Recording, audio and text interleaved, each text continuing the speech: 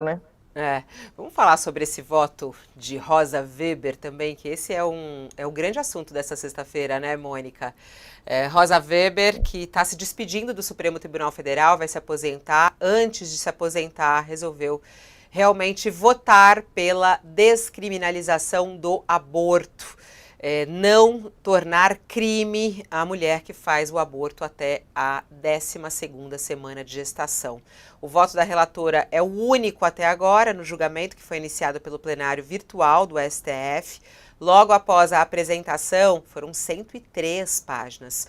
A discussão foi suspensa. Veio um pedido do ministro Roberto Barroso para suspender. Ele quer que o julgamento continue, só que no plenário físico, com direito às sustentações orais e não no virtual. Barroso será o próximo presidente da corte e ficará responsável por pautar este processo.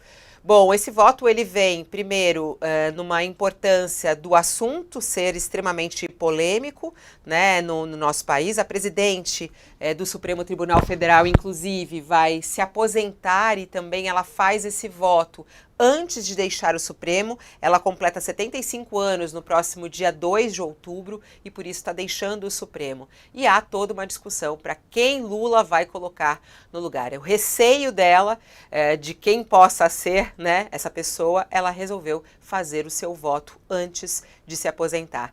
Vamos lá, Mônica, começo com você. Qual é a importância desse voto de de Rosa Weber? Né? Qual é a força histórica desse voto de Rosa Weber?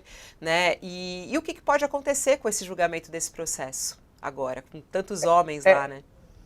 sim, eu acho que é uma força histórica mesmo, né, o Fabíola, porque a gente acompanha infelizmente, esse assunto do aborto, ele entra todas as eleições, né, ele é tratado como um tema até tabu, né, enfim, a gente já viu esse tema ser usado em vários momentos. Eu me recordo bem da campanha de José Serra à presidência contra Dilma, e ele ficava empurrando para ela essa coisa de, ela defende o aborto, até que apareceu uma reportagem de ex-alunas da mulher dele dizendo que ela também tinha revelado que tinha feito um aborto, né, quando estava fora do Brasil, enfim, quando eles estavam exilados. Então, sempre foi um tema muito complicado, que se evitou abordar, né? O Congresso não consegue discutir esse assunto e a Suprema Corte sempre fugiu dele, quer dizer, tem ações lá, aqui e ali aparece, mas nunca ele chegou ao plenário do Supremo Tribunal Federal e nunca teve um voto tão contundente a favor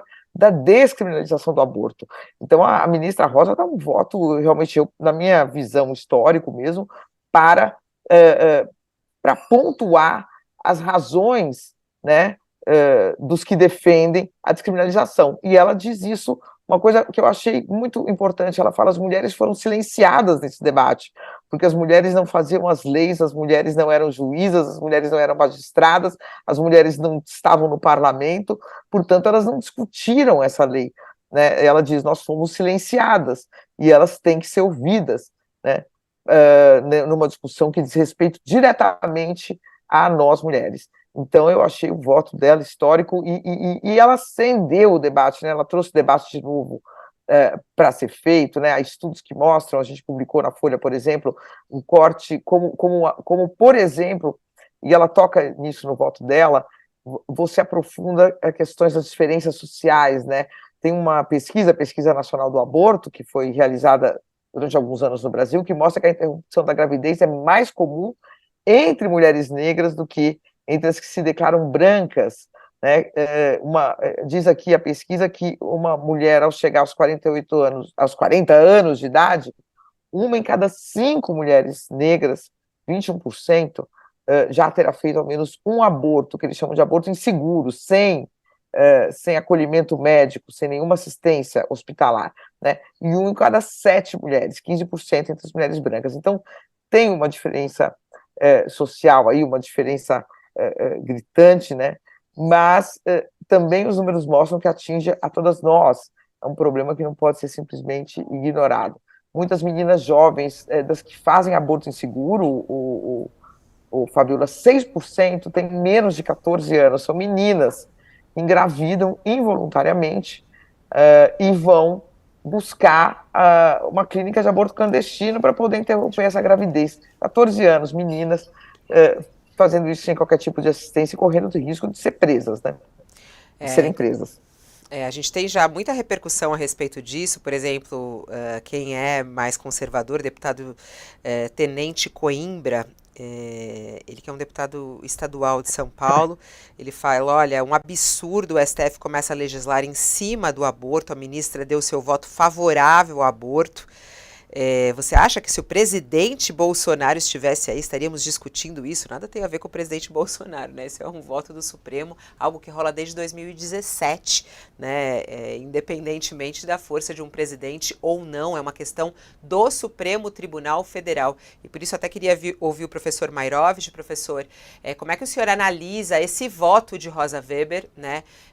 Como até a Mônica disse, um voto histórico. E ela como relatora e como mulher, ela dá esse início, essa largada a esse voto com esse peso, né? São 103 páginas, e até os juristas estão comentando, eu estava ouvindo até aqui a professora Heloísa na internet também, ela falando sobre o quanto o voto foi forte e importante, né? Qual é a importância desse voto e de que maneira, professor Mairovich, esse voto de Rosa Weber, ele acaba influenciando os demais também que possam vir? Influencia ou não? A chance da descriminalização do aborto passar pelo Supremo é alta? Sim, é altíssima. O primeiro ponto que me parece fundamental é o seguinte: nós sempre vivemos, e sempre se disse, e sempre as constituições escreveram, do Estado laico. Mas a verdade é uma só. A religião influenciou e brecou isso.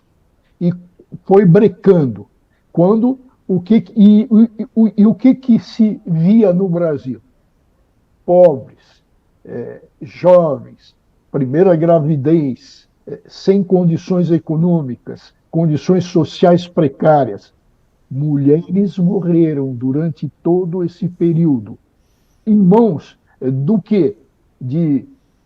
Não vou dizer parteiras porque não eram, são curiosas.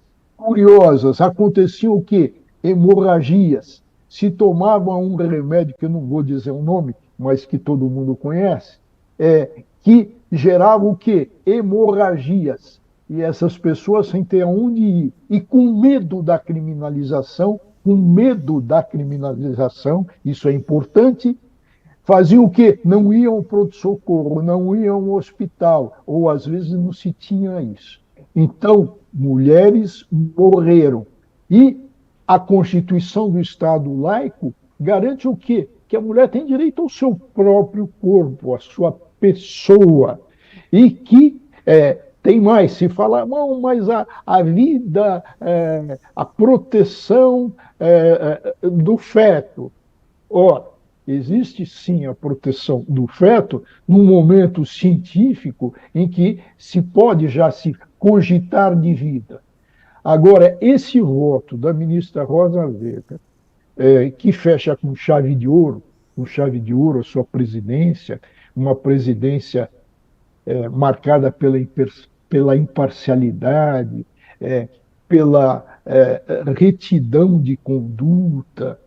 Ela é uma juiz de carreira, ela fecha com chave de ouro, mas teve muitas cautelas, ela também levou em conta no seu voto.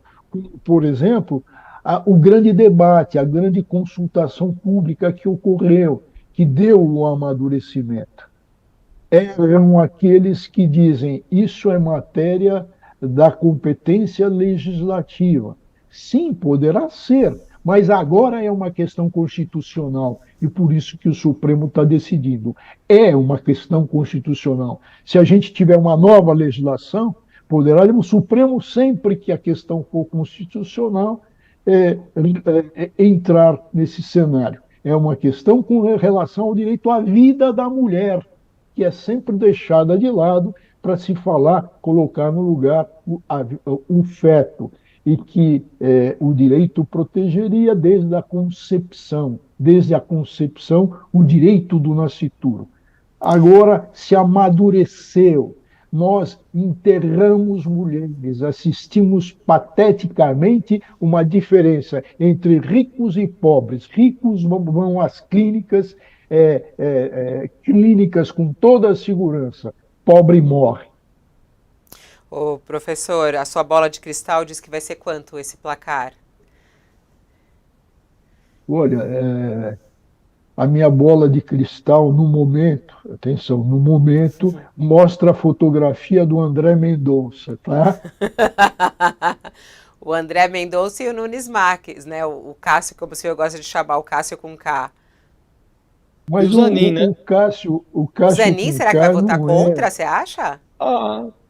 Se você bem leva em lembrado. conta os votos dele, ele é um católico, né? E no voto dele sobre a descriminalização das drogas, ele foi muito conservador. Não eximiria a hipótese de que aqui ele se comporte também de forma mais conservadora, não. Fabiola, Fala, Mônica. O Josias lembrou, minha bola de cristal já mostrou a fotografia dele, tá, Josias? Já tem os dois aqui. Fala, mas eu Mônica. acho que mesmo outros ministros que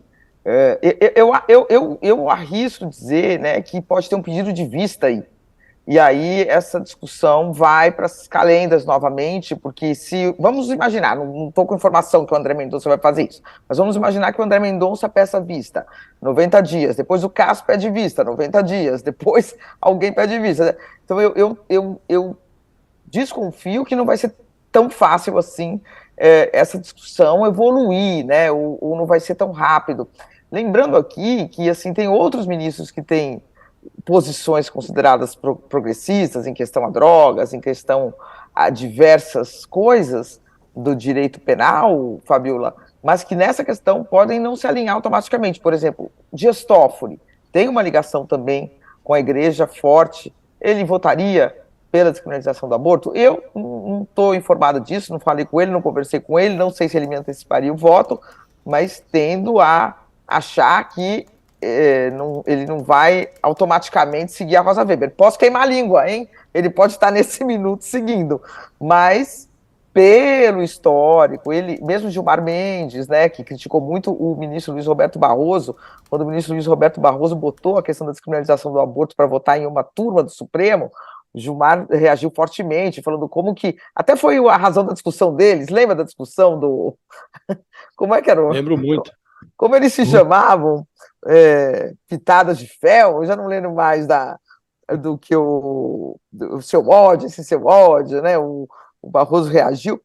Também ali se mostrou que o ministro Gilmar Mendes, que, por exemplo, teve a posição mais avançada na questão da descriminalização das drogas, ele estava querendo colocar em pauta a descriminalização do porte de todas as drogas no Brasil, como forma de instrumento para se combater violência, na verdade, né? Descriminalizar tudo ajudaria no desencarceramento, por exemplo. Ele tem posições muito avançadas em relação a várias coisas. Aqui eu tenho dúvidas se ele avança fortemente como a Rosa avançou, né? Então eu penso que o mais provável é que essa discussão seja empurrada de novo um pouquinho para frente, sabe? Esse episódio que a Mônica recordou, Fabiola, eu me lembro bem, foi uma discussão do Gilmar Mendes. O tema era outro, estava se discutindo outra coisa no plenário do Supremo, mas o Gilmar lembrou que o Barroso tinha colocado em votação essa questão do aborto, né? E o Barroso ficou muito irritado, aí falou que o Gilmar era uma pessoa horrível, uma mistura do mal com atraso, com pitadas de psicopatia. Foi uma você frase lembra forte. melhor. É isso. Ô, Josias, não vamos ser injustos. Ele disse, Vossa Excelência é isso, aquilo, aquilo. Eu acho até, eu me lembro, viu? Vossa Excelência. Foi com respeito. Eu me lembro, viu, professor Maierovitch, que neste caso eu até sou muito observador nessa matéria, porque eu acho que esses ministros, acontece de vez em quando no Congresso também, a gente chama de ladrão, ofende a mãe e tal, mas fala, Vossa Excelência, e tal. Aqui nesse caso eu acho, se bem me recordo, o Barroso utilizou você, ele não usou Vossa Excelência não, mas é para checar. Vai checar. Mas nem data vênia ele colocou, José? Acho que não teve data vênia. Mas era isso, era o aborto, né? Então isso sinaliza que que seguramente o ministro Gilmar não concordava com aquela votação, né? Enfim, agora... Eu queria trazer a repercussão já. Vai, fala, Mônica, pode falar. Não, desculpa, pode adiante. É que depois os dois se uniram e hoje estão muito próximos, Barroso e Gilmar, porque o Bolsonaro teve esse condão de colocar todo mundo junto, né? Para combater. Mônica, você lembrou uma coisa importante, e que é mérito da ministra Rosa Weber. Ela deu um basta nos prazos, né? Ela cumpriu os prazos, estabeleceu, o regimento agora é seguido, tem prazo para vista.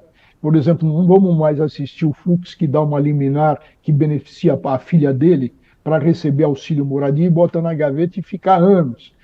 Não tem mais isso, pelo menos a Rosa Weber colocou isso em ordem. Então, é lógico, tem pedido de vista, isso vai alongar? Sim, vai alongar, mas há quantos e quantos anos a gente já está esperando isso, né? Olha, Fabiola, tem muita gente ilustrar aqui, ó, eu lembro, quando a briga começou, porque o Gilmar estava falando de outro assunto e de repente ele falou, há ministros aqui, agora eu vou dar uma de esperto, conseguir a decisão do aborto, de preferência na turma com 2 ou 3 ministros. E aí começou a briga, quer dizer, o Gilmar se referia ao fato de o Barroso ter votado uma questão de aborto na turma que tem menos ministros, 5 ministros. Então, isso mostra, né, que as posições não são convergentes ali, necessariamente. Não vai ser um baile.